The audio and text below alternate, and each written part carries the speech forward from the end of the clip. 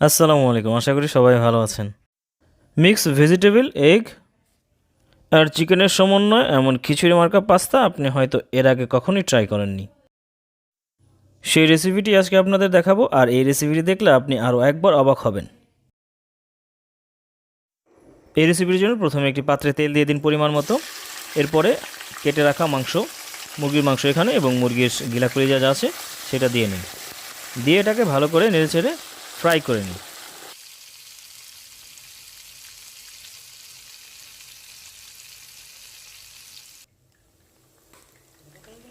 ভালো করে নেড়ে যখন ফ্রাই হয়ে যাবে তখন এতে দিয়ে দিন একটি আস্ত মুরগির ডিম।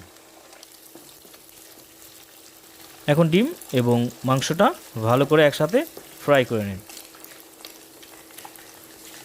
দুটি যখন প্রপারলি ফ্রাই হয়ে যাবে তখন এতে ছেড়ে দিন পেঁয়াজ কুচি এবং ফালি করে কেটে রাখা কাঁচামরিচ।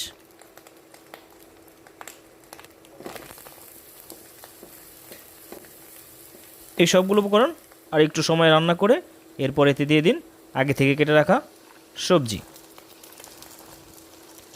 সবজি আপনি যে কোনো সবজি দিতে পারেন যেটা সহজলভ্য। এখানে আজকে আমরা দিয়েছি আলু, গাজর এবং বরবটি।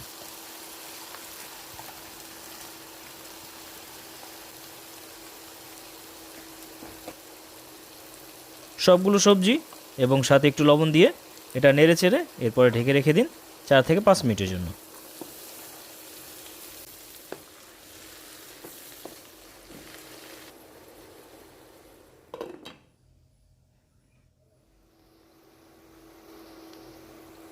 চার থেকে 5 মিনিট পরে এটাকে খুলে নেড়ে চেড়ে আরেকটু রান্না করতে থাকুন যতক্ষণ পর্যন্ত সবজিগুলো সিদ্ধ হয়ে না যায়। সবজি সিদ্ধ হয়ে আসলে এতে আগে থেকে সিদ্ধ করে রাখা পাস্তা এর উপরে দিয়ে দিন। পাস্তাটা কীভাবে সিদ্ধ করতে হয় এটা আপনারা সবাই জানেন, তাই আজকে আর দেখালাম না। পাস্তা দিয়ে ভালো করে নেড়েচেড়ে রান্না করতে হবে যাতে সবগুলো উপকরণ ভালোভাবে মিক্স হয়ে যায়, এবং এরপরে দিয়ে দিতে হবে সয়া সস। সয়া সস দিয়ে আরও একটু নেড়েচেড়ে রান্না করতে হবে। পাস্তা রান্না প্রায় শেষের দিকে। এই পর্যায়ে আপনি দিয়ে দিন ম্যাজিক মশলা। ম্যাজিক মশলা ছিটিয়ে দিয়ে আপনি এর উপরে দিয়ে দিন ধনিয়া পাতা।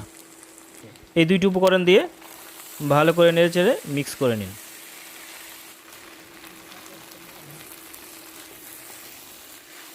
সুন্দর করে মিক্স করে এখন নামিয়ে নিন, আর রান্না করার দরকার নেই। রেডি হয়ে গেছে আমাদের পাস্তা। মিক্স ভেজিটেবল এগ চিকেনের সমন্বয়ে এই পাস্তাটি কিন্তু খেতে দারুণ হয়েছিল। আমাদের এই রেসিপিটি ফলো করে আপনিও কিন্তু বাসায় ট্রাই করতে পারেন। তো বন্ধুরা, শেষ করব আজকের এই রেসিপি। ভালো থাকবেন সবাই, আল্লাহ হাফেজ।